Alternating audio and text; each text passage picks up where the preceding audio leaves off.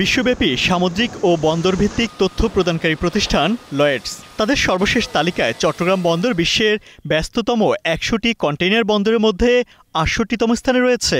এটি এই ইঙ্গিত দেয় যে চট্টগ্রাম বন্দর পরিচালন ব্যয় ও দক্ষতায় বিশ্বমানের তুলনায় এখনও অনেকটাই পিছিয়ে।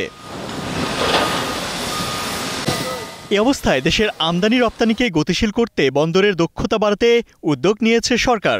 নৌবন্দরকে আরও বেশি সক্রিয় করতে বিদেশি অপারেটর নিয়োগের কাজ চলছে বেশ জোরে সোরেই।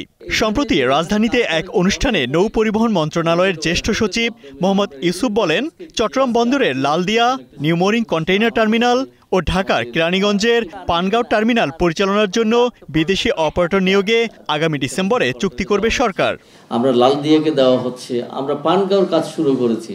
প্রশ্ন হলো, দেশের নদী ও সমুদ্র বন্দরকে বিদেশি পরিচালনায় ছেড়ে দিলে আমদানি ও রপ্তানিকারকরা কতটুকু সুবিধা পাবেন? বন্দর জট কাটিয়ে পণ্য ছাড়ে আদৌ কি সময় বাঁচবে আমদানিকারকদের?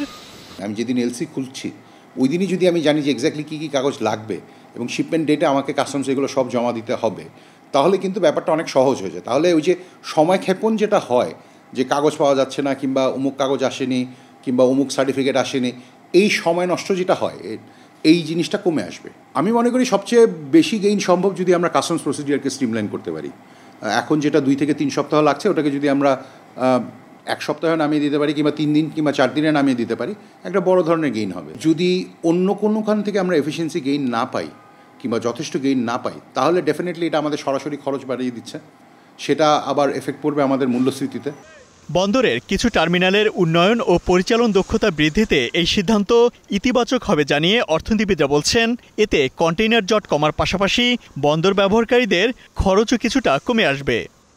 এই নতুন কোম্পানি এসে, অপারেটর এসে যদি এই যে সময়টা সেটা খুব যদি সিগনিফিকেন্টলি কমে নিয়ে আসতে পারে, খরচ যদি কমে যায়, তাহলে সেক্ষেত্রে এটা আসলে ব্যবসায়ীদের জন্য লাভ, এবং আমরা সেটাই চিন্তা করছি। এটা ন্যূনতম সময়ের জন্য আসলে বিদেশি অপারেটরকে রেখে তারপরে আমরা যদি এখানে নিয়ে আসি, তাহলে সেক্ষেত্রে আমাদের যারা ব্যবসায়ী মহল, যারা আসলে আমদানি রপ্তানির সঙ্গে নিয়োজিত, তারাও যেমন স্বস্তির মধ্যে থাকবেন, ঠিক তেমনি করেও আমাদের দেশের যে নিজস্ব নিরাপত্তা, সেগুলো নিয়েও কাউকে শঙ্কিত হতে হবে না। যদি আমরা তাদেরকে পুরোপুরি ছেড়ে দিতে পারি যে তারাই আসলে সব কিছু মেনটেন করবেন, এখানে তাদের মানুষেরাই আসলে এখানে কাজ করবে এবং আমাদের কেউ আসলে এখানে যাবে না, তো সেটা হলে এটা তখন কিন্তু এফিসিয়েন্সিটা দেখাতে পারবে।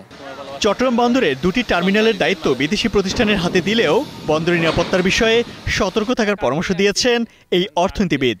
আমরা যদি এমন করতে পারতাম যে 10 বছর আমরা সেখানে তাদেরকে দিয়ে কাজ করালাম, তারপরে আমাদের মানুষেরাই সেটা টেক ওভার করলো, তো সেটা হলে হয়তো সবচেয়ে ভালো হতো। এত বড় সময় ধরে আর কি 25 বছর সময় ধরে যদি আমরা অন্যদের হাতে দিয়ে রাখি আমাদের পোর্ট, তাহলে সেক্ষেত্রে অনেক নিরাপত্তা ঝুঁকিরও কিন্তু আশঙ্কা থেকে যায়, যে বাইরের কে এসে কাদের সাথে কি করছে, কোন প্রোডাক্টগুলো যাচ্ছে, সেখানে কোনো নিষিদ্ধ পণ্য যাচ্ছে কিনা, সেগুলো আমাদের দেখতে হবে। তার কারণ বাইরে যারা এসে কাজ করবেন তাদের কিন্তু কোনো দায় নেই।